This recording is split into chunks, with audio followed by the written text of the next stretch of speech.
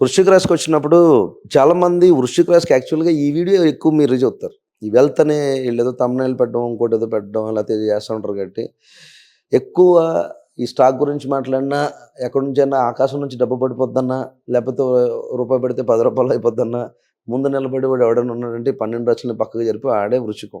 ఎక్కడి నుంచైనా ఏదైనా చేయాలన్న ఒక తాపత్రయం, లేకపోతే ఏదో రకంగా డబ్బు సంపాదించాలన్న తాపత్రయం ఉంటది. యాక్చువల్‌గా వీళ్ళకి మంచి లైఫే ఉంటది. విదేశాలెళ్లి సెట్ అవుతారు. విదేశాల్లో చాలా మంచి లైఫ్ ఉంటుంది ఆళ్ళకి. కానీ గవర్నమెంట్ జాబ్స్ పరంగా కూడా చాలా బావుంటది వృశ్చికం యాక్చువల్‌గా. Very good. బట్ ఎక్కడైనా సడెన్‌గా డబ్బు సంపాదించాలన్నా ఇది ఏదైనా స్పెక్యులేటెడ్ మైండ్ ఉంటది ఎక్కువ. ఈ స్పెక్యులేటెడ్ మైండ్ వల్ల కంగారు పడుతుంటారు. యాక్చువల్‌గా పెళ్లయిన తర్వాత వీళ్ళకి చాలా బావుంటది యాక్చువల్‌గా. ఈ పెళ్లి కావడమే కష్టం. ఎందుకంటే ఇందులో ఇంతకుముందు చెప్పుకున్నాను గదా! మళ్ళీ లవ్ అనేటోడికి కిందన కామెంట్‌లు పెడుతున్నారు. మీ వృశ్చికానికి లవ్ గురించి చెప్పను నేను. అంతేనా? వృశ్చికానికి లవ్ మ్యారేజ్ లేదంటారా? లవ్వే అలా అని లేదంటారా? ఉండదు. అది లగ్నాన్ని బట్టి బేస్ అయ్యి ఉంటుంది. అవునవునవును. గోచారరీత్యా చేసుకునేటప్పుడు లవ్ కంప్లీట్‌గా బట్ ఈ సంవత్సరం లవ్ అనేది కొంచెం ఇబ్బందే. మళ్ళీ మామూలే కన్నీళ్ళే.